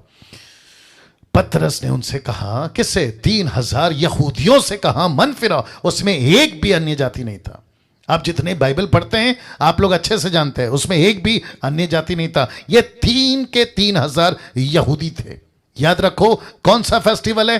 पेंतेकोस्त का। कहां से आए थे? पृथ्वी भर की जगह से लोग एक जगह इकट्ठा हुए थे और उन्होंने पतरस का प्रचार सुना, क्योंकि पवित्र आत्मा ने उनकी भाषा में उनको प्रचार करवाया था। तो वो कहते हैं, पतरस कहता है, मन फिराओ, तुम में से हर एक अपने अपने पापों की क्षमा के लिए यीशु मसीह के नाम से बपतिस्मा ले। यीशु मसीह के नाम से। बस इतना सब पढ़ा और उसको लेकर कॉन्सेप्ट बना दिया। अब मैं वापस कहता हूं, डंके की चोट पे, बहुत ध्यान से सुनना, ओपन चैलेंज है किसी को, मैं सबको कहना चाहता हूं कि 3,000 ने पूछा, अब हम क्या करें? पतरस कहता है, मन फिराओ, तुम में से हर एक अपने अपने, निकालो, जल्दी से निकालो। एक्ट चैप्टर 2:38, एक सेकंड दीजिए। अब दूध का दूध, आगे बोल दीजिए, पानी का पानी, या अभी कर देते हैं, फिर देखते हैं क्या करते हैं ये लोग जी। आज थोड़ा सा चिड़ा हूं जी क्योंकि गड़बड़ बहुत है। या एक्ट चैप्टर 2:38 जी। मैं वापस कहता हूं, यूट्यूब के लोगों तुम भी सुनो, ओपन चैलेंज दे रहा हूं तुम लोगों को। मुझे कोई ऐसा व्यक्ति जो ओनली जीसस वाला, एक नाम के बपतिस्मा वाला, उनको ओपन चैलेंज है, मुझे निकाल के बताना। क्या? अभी बताता हूं। ये 38 तो आपके बीच में मैंने रख दिया, अब जरा 39 को पढ़ते हैं, ठीक है ना। क्योंकि वह प्रतिज्ञा तुम्हारे संतानों, उन सब दूर दूर के लोगों के लिए भी है जिनको प्रभु हमारा परमेश्वर अपने पास बुलाएगा। तो यहां पे एक यीशु है, फिर कहता है यहां पे परमेश्वर भी आ गया। अब जरा ध्यान से सुनना, 38 को कैसे एंड कर रहा है ये भी देख लेना। लिखा है, बहुत ध्यान से सुनना, पतरस से उसने कहा, मन फिरा, तुम में से हर एक अपने अपने पापों की क्षमा के लिए यीशु मसीह के नाम से बपतिस्मा ले तो पवित्र आत्मा का दान पाएगा। तो मैं आपसे पूछना चाहता हूं, यहां यीशु है, यहां पवित्र आत्मा है। क्या यहां पर 39 में नहीं लिखा है, क्योंकि प्रतिज्ञा तुम्हारे संतानों, सब दूर दूर के लोगों के लिए भी जिनको प्रभु हमारा परमेश्वर अपने पास बुलाएगा। तो यहां पे परमेश्वर है, तो यहां तीनों है कि नहीं? यहां तीनों है, पिता भी है, कम ऑन, आप लोग का सपोर्ट चाहिए। यहां पिता भी है, यहां पवित्र आत्मा भी है, यहां यीशु भी है। तो फिर वन गॉड का कॉन्सेप्ट यहां पर कहां से डाल दिया तुम लोगों ने? मूर्खों की संख्या है। नाउ अब बात करते हैं 3,000 ने क्या किया। वचन 40, उसने बहुत और बातों से भी गवाही दे देकर समझाया कि अपने आप को स्टेडी जाति से बचाओ। अंत 41, जिन्होंने, अब वापस कह रहा हूं, ओपन चैलेंज है, मुझे प्लीज बता दो कि 3,000 ने यीशु के नाम का बपतिस्मा लिया। लिखा है 41 में, आप लोग अपनी बाइबल चेक कर सकते हैं, लिखा है जिन्होंने उसका वचन ग्रहण किया उन्होंने बपतिस्मा लिया। लेकिन यह नहीं लिखा है कि कौन से नाम से लिया। ओपन चैलेंज है, निकाल के बताओ।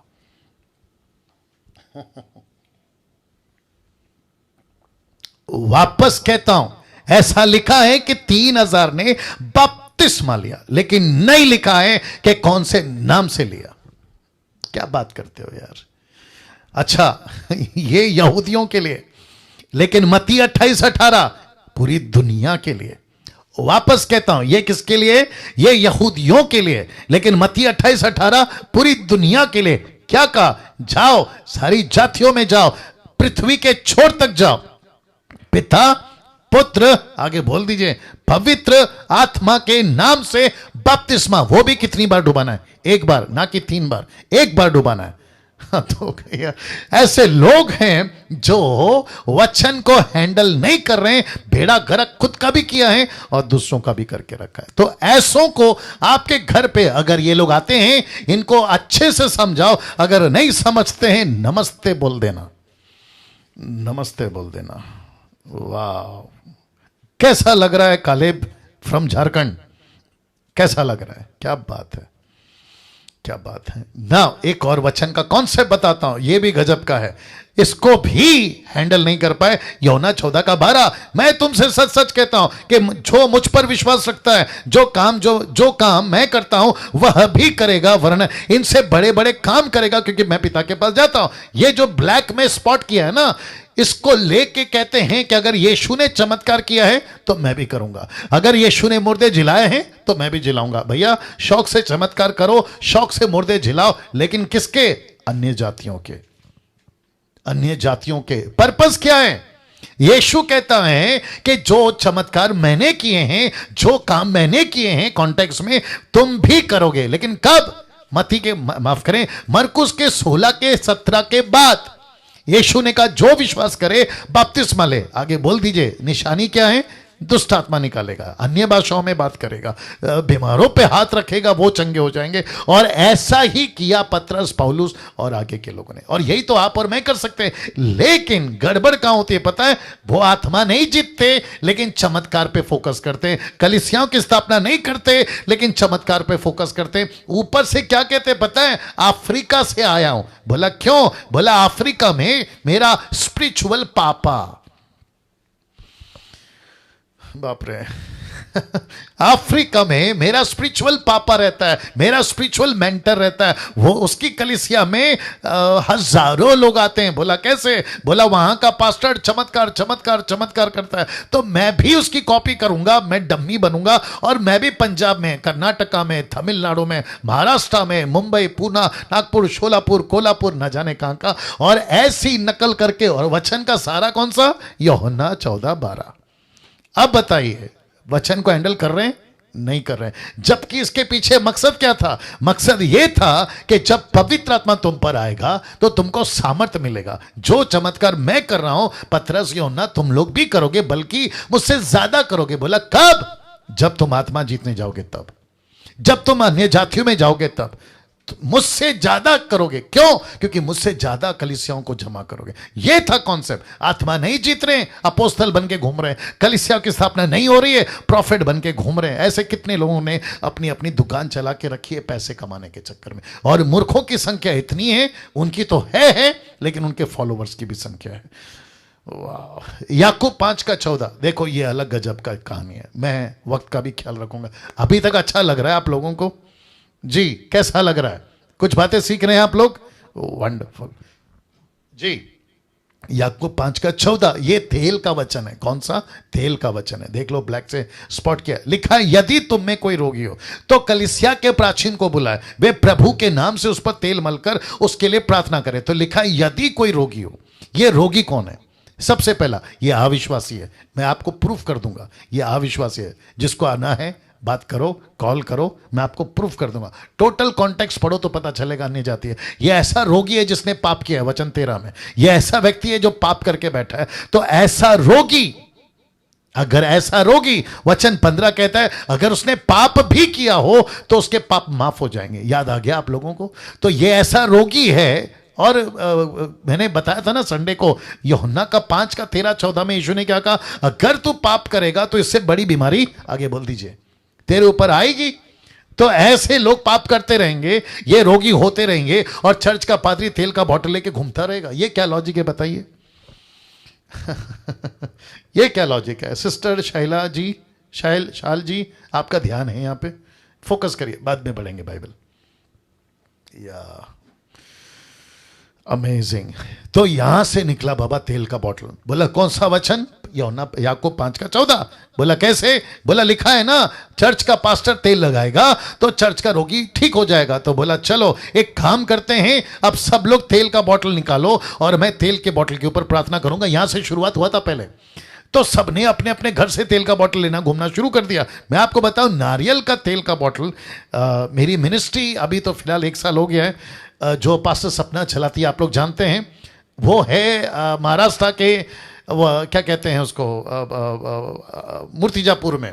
वहां पे 20 से 25 हजार गांव के लोग आते थे।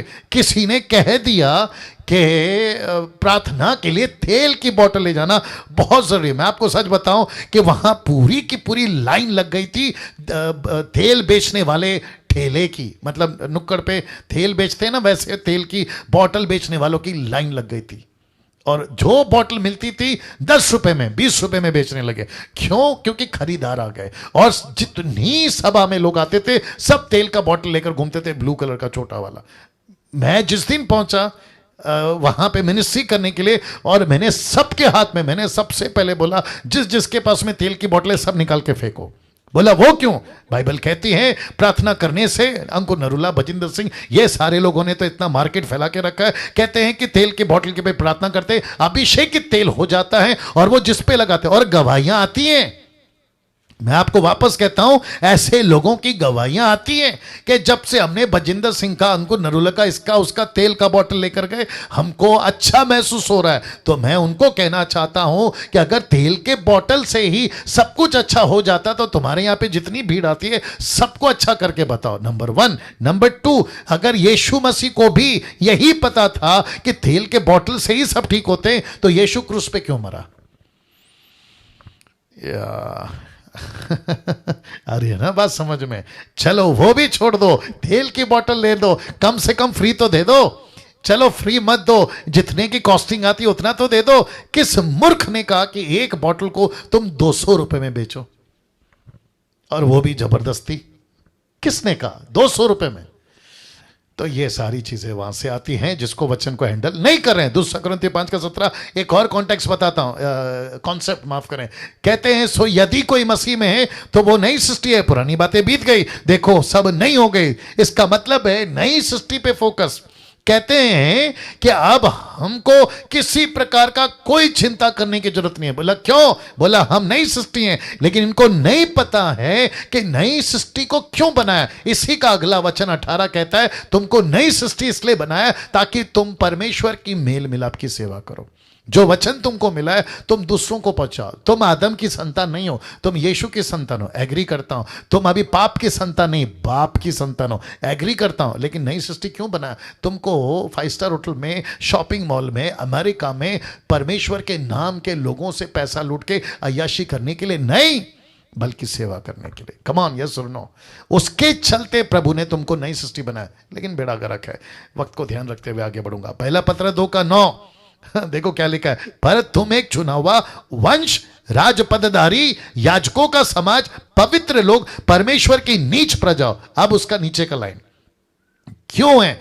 हम चुना हुआ वंश क्यों है? राजपदधारी, याजकों का समाज क्यों है? पवित्र लोग क्यों हैं? परमेश्वर की नीच प्रजा क्यों है? इसलिए कि जिसने तुम्हें अंधकार में से अपनी अद्भुत ज्योति में बुलाया, उसके गुण प्रकट करो। इसका मतलब हम राजपदधारी, याजकों का समाज, ये चुना हुआ वंश जिसको मैंने ब्लैक से स्पॉट किया है, इसीलिए हैं ताकि हम उसके गुण प्रकट करें, ना कि टाइटल लेकर घूमते बैठे। हम टाइटल लेकर नहीं घूमेंगे, हम यीशु के गुण प्रकट करेंगे। मैं कौन हूं?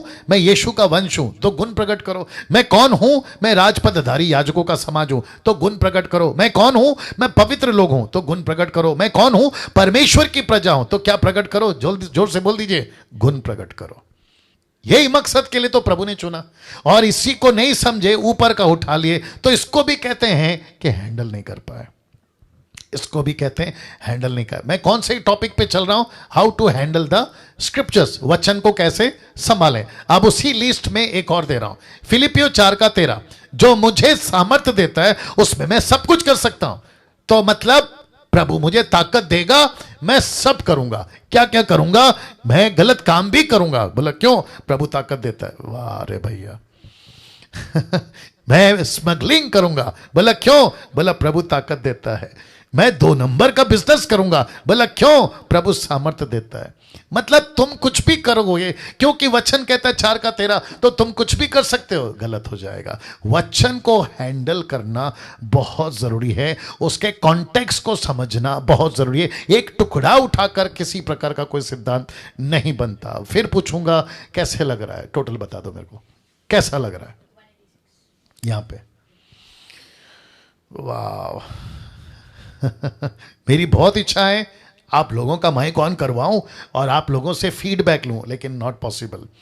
15 मिनट बचे हैं 9 बजने में, देख रहे हैं आप लोग 45 मिनट कैसे निकल गया आप लोगों को पता ही नहीं चला। ओके, एक और वचन है जिसको हैंडल नहीं कर पा रहे, गलतियों 3:29, यदि तुम मसीह के हो तो अब्राहम के वंश और प्रतिज्ञा के अनुसार वारिस भी हो।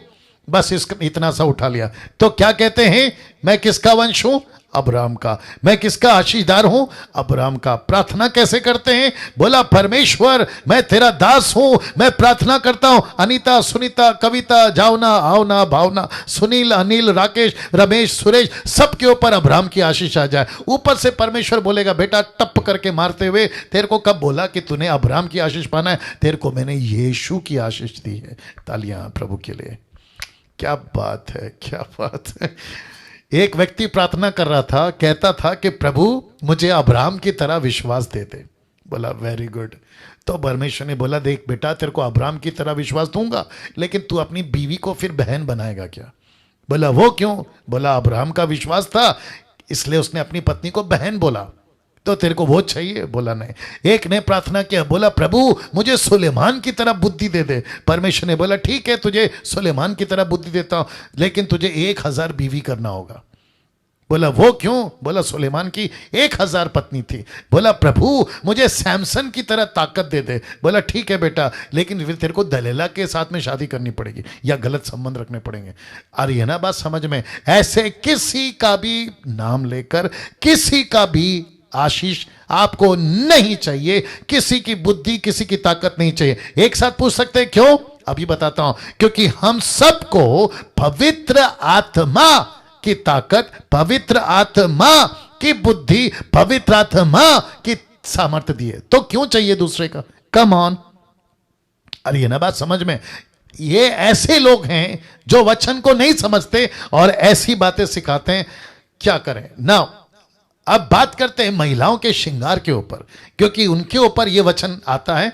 पहला पत्रस 3:3, पहला Timothy 2:9, 1 Peter chapter 3:3, 1 Timothy chapter 2:9। आइए देखते क्या लिखा है। दोनों भी एक ही है इसलिए मैंने वहां नहीं डाला, लेकिन पहला पत्र 3:3 डाल दिया। लिखा है तुम्हारा श्रृंगार, आप देख सकते हैं, दिखावटी ना हो, अर्थात बाल गोथने, सोने के गहने, भांति भांति के कपड़े पहनना। अगर इसको बहुत ध्यान से सुनना दोस्तों या यूट्यूब के लोगों, अगर इसको लिटरली मतलब हूबहू ऐसे ही उठा लिया ना, मैं आपको बताऊं आप कभी सर पे कंघी नहीं घुमा सकते। आप कभी सर पे कंघी नहीं घुमा सकते। जी लिखा है तुम्हारा श्रृंगार, बाल गोथने, सोने के गहने, भांति भांति के कपड़े पहनने। तो इसका मतलब है अगर इस वचन को यूट्यूब के लोगों ध्यान से सुनो, लिटरली हूबहू अगर ऐसे उठा लिया ना तो तुम सर पे कभी कंघी नहीं घुमा सकते। आप कभी आप क्रीम, ठंड लगने पे आपके चेहरे पे लोशन, आपके लिप्स पे लिप गार्ड, या फिर आप साबुन या शैम्पू या परफ्यूम या फिर डियो आप कभी यूज नहीं कर पाओगे। और कभी फंक्शन में आप अच्छे कपड़े पहन के नहीं जा पाओगे, क्योंकि पत्रस कहता है भांति भांति के कपड़े। अगर इसको ऐसे ही पढ़ें तो इसका मतलब क्या है? यीशु ने कहा अगर तेरा हाथ तुझे ठोकर खिलाए, कोई बोल दे जल्दी से, हाथ काट दे। उतना सब पढ़ के अगर हर कोई सच में ठोकर खाया तो कैंची या आरी या चाकू या तलवार लेगा और अपना हाथ काट लेगा। कम ऑन यस और नो? लेकिन ऐसा नहीं है ना वो वचन। अब उसके डिटेल में जाना पड़ता है, वैसे ही इसके डिटेल में जाना पड़ता है। तो डिटेल में जाने की जरूरत नहीं है, आप ठीक से पढ़ेंगे तो आपको डिटेल मिल जाएगा। पत्रस का कहने का मतलब यह था कि तुम श्रृंगार करो लेकिन दिखावटी नहीं होना चाहिए। देखो दिखावटी नहीं होना चाहिए। तुम बाल गोथो लेकिन दिखावटी नहीं होनी चाहिए। सोने के गहने पहनो लेकिन दिखावटी नहीं होनी चाहिए। भांति भांति के कपड़े पहनो लेकिन दिखावटी नहीं होनी चाहिए। आ रही है ना बात समझ में? सोच के देखिए, आपका अभी जो मैं बात कर रहा हूं यानी कि डैनियल राज बिना नहाए, बिना बाल सवारे, बिना ढंग के कपड़े पहने आपके सामने आकर मैं बैठ जाऊं जूम के ऊपर, मैं आपको बताऊं आप लोग भाग जाओगे। बोले कोई तो भालू या कोई तो जंगली आदिवासी आ गया है। कम ऑन यस और नो, वो छोड़िए। अगर ऐसा कुछ ना करें, हम देवदास की तरह, ड्रैकुला की तरह, चुड़ैल की तरह, भूत की तरह, बाल नहीं बने हैं, कपड़े ढंग के नहीं हैं, परफ्यूम नहीं है, साबुन से नहाए नहीं हैं, और ना ही कोई चेहरे पे कुछ ठीक ठाक है, ऐसा अवस्था में आप पड़ोस के घर पे जाके सुसमाचार सुनाने जाओ, आपको क्या करेंगे जल्दी बताइए। कम ऑन बात करिए।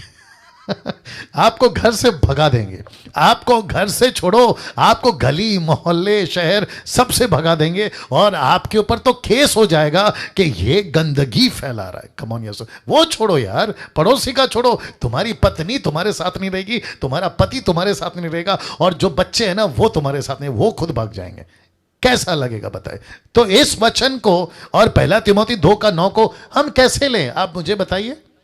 अगर हेल्थ में अगर कोई तकलीफ है, आपका सर दुख रहा है, तो सर की दवा है ना, उसको मना किया है क्या, लीजिए ना। आपको जुकाम हो गया है, आपके लिए बहुत सारे लिक्विड हैं, खांसी हो गई है जो मुझे हो गई थी आइसक्रीम और कोल्ड ड्रिंक के चक्कर में, तो सिरप्स आते हैं वो लीजिए। आपको अगर कोई बीमारी हो गई है जिसको डॉक्टर ऑपरेशन करके ठीक कर सकता है, किडनी में पत्थर हो गई है, आपको कुछ तकलीफें हैं, तो जाइए ना हॉस्पिटल में। उसको आपको किसने रोका है। वैसे ही आपका शरीर किसका है, जोर से, परमेश्वर का मंदिर। ये शरीर को कौन संभालेगा, पड़ोसी या आप खुद। आपको खुद के शरीर को आपको संभालना है। ऊपर से प्रभु बोलेगा बेटा तेरे को मैंने सब कुछ दिया, बुद्धि दिया। मैं आपको और एक बताता हूं, ओल्ड टेस्टमेंट में, पुराने जमाने में चाकू नहीं होता था, तो सब्जी कैसे काटते थे बताइए प्लीज, थोड़ा पानी डालना, पत्थर से। अब कुछ मूर्ख लोग अगर ये कहें कि मैं तो बाइबल वाला हूं, मैं चाकू का इस्तेमाल नहीं करूंगा, मैं तो वही पत्थर का इस्तेमाल करूंगा। मुझे प्लीज बताइए, ककड़ी बिल्कुल शेप में कैसे कटेगी, टमाटर कैसे शेप में कटेगा, काट सकते हैं। अब इसको कहते हैं बुद्धि। कम ऑन यस और नो, राइट कालेब जी। कितने लोग ऐसे हैं जो ब्रश नहीं करेंगे सुबह उठकर, बोला बाइबल में ब्रश का जिक्र नहीं है, कोलगेट का जिक्र नहीं है। मुझे बताइए, वक्त से पहले बुढ़ा होके मर जाएगा, दांत सब झड़ जाएंगे जी। इसको कहते हैं, वचन का जो कॉन्टेक्स्ट है वो कुछ और है, उसका टेक्स्ट उठाया और उसको कॉन्टेक्स्ट को बदल दिया। आगे आप लोग समझदार है। उसी कड़ी में एक और वचन दे रहा हूं, 1 तिमोथी 5:23। आई होप आप लोग एंजॉय कर रहे हैं, आप लोग सीख रहे हैं, और बहुत सारा मसाला आपको मिल रहा है, राइट। एक बार थम करके बता दीजिए सब लोग, जी जी जी, good good good, thank you. 1 Timothy 5:23 लिखा है, भविष्य में केवल जल ही का पीने वाला ना रह, पर अपने पेट के और अपने बार बार बीमार होने के कारण थोड़ा थोड़ा दाकरस भी काम में लाया कर। तो इसको कहते हैं दाकरस, इंग्लिश में लिखा वाइन। वाइन का मतलब होता है नशा, शराब। तो क्या पत्रस की ये लाइन को पढ़ के हम दारू पीना शुरू कर दें, माफ करें, पौलुस की लाइन को पढ़ के हम दारू पीना शुरू करें? कम ऑन बात करिए प्लीज। नहीं कर सकते ना, इशारों में बात करिए, या तो ऐसा ऐसा करिए या तो ऐसा ऐसा करिए। क्या करें बताइए, दारू पी सकते हैं? कुछ लोग कहेंगे कि पौलुस ने कहा है तिमोथी को कि दाकरस को काम में लाना, लेकिन क्यों लाना? लिखा है बार बार बीमार पड़ता था, तो लिखा है कि दाकरस से अगर दवा बनती है। देखो क्या लिखा है, दाकरस को काम में लाना, यह नहीं लिखा है कि दाकरस पीना। सीधा पॉइंट, एक एक शब्द को पकड़िए। उसने नहीं कहा कि दाकरस पीना, उसने कहा कि दाकरस को काम में लाना। यह ट्रांसलेशन के हिसाब से मैं बात कर रहा हूं। तो इसका मतलब है क्या हम दारू पीना शुरू करें? कम ऑन बात करिए, नहीं पी सकते। बाइबल कहती है जो दारू पिएगा वो नरक जाएगा। फिर पत्रस, माफ करे, पौलुस अपने ही वचन का कॉन्ट्रडिक्ट बनेगा, मतलब विरोधाभास करेगा? नहीं कर सकता। उसने किस परिस्थिति में, कौन से कंडीशन में, किस हालात में किसको क्या कहा, इसको समझना बहुत जरूरी है। इसको समझना बहुत जरूरी है, इसलिए हैंडल करना। तो इसको कहते हैं interpreting the scripture rightly is very important. वचन को ठीक से इंटरप्रेट इंटरप्रेट करना, स्क्रिप्चर को ठीक से इंटरप्रेट करना, वो भी सही तरीके से बहुत बहुत जरूरी है। अगर बाइबल को पढ़ते वक्त में ओल्ड टेस्टमेंट से न्यू टेस्टमेंट तक, जेनेसिस से रेवलेशन तक, अगर इसको ठीक से इंटरप्रेट नहीं किया, एक साथ बोल दीजिए, गई भैंस पानी में। या आशा करता हूं कि आज का ये जो टॉपिक है, बहुत सारे वचन और भी थे, मैंने नहीं रखे हैं, लेकिन मैं समझता हूं कि बहुत सारे वचन थे, मैंने उसको नहीं लाया। बट ये कहते हैं ना, समझदार को आगे बोल दीजिए, इशारा काफी है। तो आप लोग जब ही भी बाइबल पढ़ते हैं तो एक वचन को लेकर कभी भी डॉक्ट्रिन नहीं बनाना, अरे देखो लिखा है, नहीं, उसका ऊपर नीचे आगे पीछे हिस्ट्री, इतिहास, किसको लिखा, कब लिखा, वो व्यक्ति कौन था, सर पे दुपट्टा डालने बोला तो क्यों बोला, वहां का कल्चर क्या था। अब आज की परिस्थिति में क्या करें, सरदार जी पगड़ी पहनता है तो उसका क्या करें, उत्तर प्रदेश में शादीशुदा महिलाएं सिंदूर लगाती हैं, उसका क्या करें, ऐसे टाइम पे हम क्या करें। तो एक वचन उठाकर पूरी की पूरी उत्तर प्रदेश की, बिहार की महिलाओं को नरक में डाल देंगे? नहीं डाल सकते। सिंदूर के चक्कर में, बिंदी के चक्कर में उनको प्रभु में आने से रोक देंगे? नहीं रोक सकते। राइट कालेब जी, आपके झारखंड में भी यही कल्चर है, वहां पे तो अलग अलग कपड़ा पहनते हैं, साउथ अफ्रीका में तो अलग अलग कल्चर है, गुजरात का अलग कल्चर है, मद्रास का अलग कल्चर है, महाराष्ट्र का अलग कल्चर है, उनका कपड़ा, उनका रहन सहन। मूर्ति पूजा से सबको मना करो, मूर्ति पूजा से, ये तो गलत है, वो चाहे कोई भी कल्चर हो, लेकिन उनके कपड़े, उनका रहन सहन, उनका उठना बैठना, उनका खाना पीना से क्या दिक्कत है किसी को? तो यीशु का सुसमाचार, पत्रस पौलुस का वचन पत्री सब जातियों के लिए था। Is that right?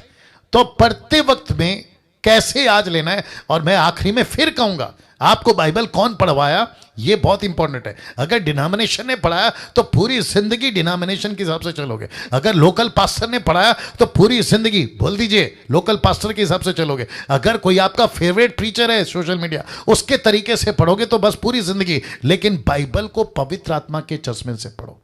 क्या बात है, बाइबल को पवित्र आत्मा के चश्मे से पढ़ो। पवित्र आत्मा मुझे सिखा रहा है, आपको सिखाएगा। मैं आपके बीच में क्यों हूं? मैं सिर्फ आपको मार्गदर्शन कर सकता हूं। रास्ता ये है दिल्ली का, रास्ता ये है कलकत्ता का, रास्ता ये है आपका मुंबई का, मैं रास्ता दिखाने वाला हूं। बाकी चलना तो आगे बोल दीजिए आप ही को है ना। अब बाकी का कल, जो कि एपिसोड नंबर 23 होगा, जो कि टीचिंग हम आपको देंगे, और वो क्या क्या होगा मैं आपको अभी से बता देता हूं। स्टेटमेंट्स स्क्रिप्चर्स के कैसे होते हैं उसके ऊपर बात करूंगा। अनॉइंटिंग को लेकर बहुत गड़बड़ है, प्रेजेंस को लेकर, प्रभु की उपस्थिति, उसको लेकर बहुत गड़बड़ है, होली स्पिरिट को लेकर बहुत गड़बड़ है। तो इसके ऊपर मैं कल आऊंगा। स्क्रिप्चर स्टेटमेंट मतलब कोई स्टेटमेंट दे देते हैं कि ये स्टेटमेंट हमारे चर्च का है, ये स्टेटमेंट हमारे पास्टर का है। वचन सपोर्ट करता नहीं करता बात की बात है, लेकिन क्योंकि मेरे पास्टर ने बोला है तो ये सही होगा, अफ्रीका वाले ने बोला है तो ये सही होगा। इसके ऊपर मैं कल बात करूंगा, जो कि एपिसोड नंबर 23 कल होगा। आइए प्रार्थना करते हैं और फिर समाप्त करेंगे। सृष्टिकर्ता पिता, यीशु मसीह के नाम से आपको हम धन्यवाद देते हैं इस अद्भुत शिक्षाओं के लिए। और प्रभु मैं विनती करता हूं, जूम और यूट्यूब पे जितने लोग इस बातों को आज सुने हैं, प्रभु जी मेरी प्रार्थना है एक एक व्यक्ति से आप बात करिएगा प्रभु जी। और जब भी वो बाइबल को पढ़ते हैं, एक एक सिद्धांत, एक एक बातों को आप खुलासा करिएगा। यीशु के नाम से इस प्रार्थना को मांगते हैं, सुने और कबूल करें, आमीन। जी उसको बंद कर लीजिए। ओके।